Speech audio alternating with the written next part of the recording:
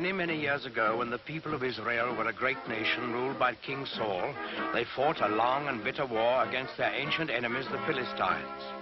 In those days, soldiers used swords and spears and bows and arrows, and they wore heavy armor and carried shields to protect themselves in battle, so that only the biggest and strongest men were taken into the army.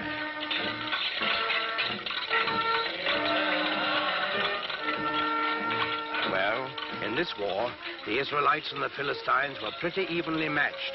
They fought many hard battles, and each side lost many men, but neither side could completely conquer the other.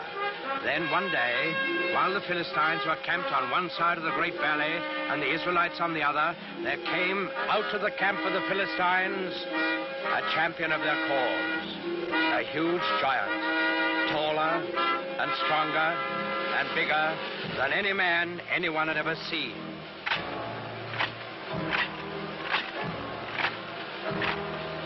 He wore very heavy armor, and his face was fierce and cruel, so fierce and cruel that it would strike fear into the hearts of the bravest.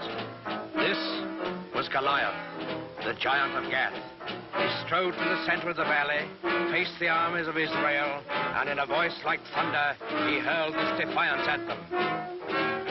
I am Goliath, the giant of Gath, and the Philistines have chosen me as their champion. You, soldiers of Israel, choose a man for you, and let him come down here and fight with me. If he kills me, we will be the servants of Israel. If I kill him, you will be slaves to the Philistines. I defy any man to accept my challenge.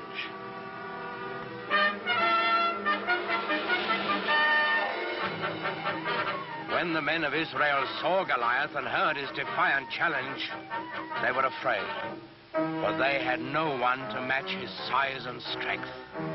Not one among them dared go down and do battle with the giants. Not, that is, until the shepherd boy David heard Goliath's challenge. Now, David was just a boy. He knew nothing about swords and spears and fighting wars. But he was a thoughtful boy, too, and a good boy, because he believed in God and trusted in him. So, when he heard Goliath defying King Saul's army, he turned to his brothers and said, "In defying the army of Israel, Goliath defies God. Is there no one here to go out and do battle against the enemy of the Lord?" David's brothers were first surprised and then angry at him. "Go back to your flocks and leave wars to fighting men." But David wouldn't be put off. "I will do it," he said. "Send word to King Saul. Tell him that I will go down into the valley and do battle with Goliath the giant." When the king saw how determined David was, he gave him his blessing and offered him his own royal armor and sword. But David wouldn't take them. He wasn't a soldier. Instead, he went to a nearby stream and selected 5 smooth stones. He put these in his shepherd's bag. He took his stick in his left hand, and in his right hand he held a slingshot. That's all. With both armies looking on, excited and expectant, David went down into the valley to meet Goliath. They met in the middle of the valley. David looking up at the giant, confident and unafraid, and Goliath looking down on the unarmed boy with eyes full of hatred. Suddenly, the giant Philistine roared in a terrible fury. "I have defied all the armies of Israel to give me a man to fight, and they have sent a boy against me. What? Am I a dog that you come against me with a stick?"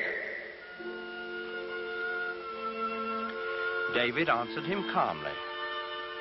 "I come against you in the name of the Lord of hosts, the God of the armies of Israel, whom you have defied.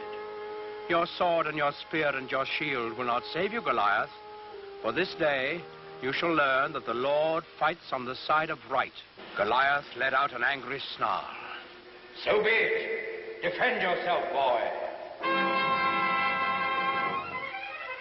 Goliath the giant rushed forward to make quick work of the boy champion of the Israelites.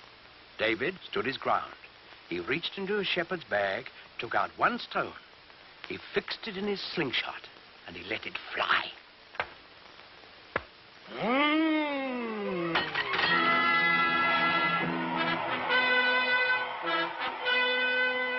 giant was dead, and the simple shepherd boy, who trusted in God, had done what all of King Saul's army hadn't been able to do.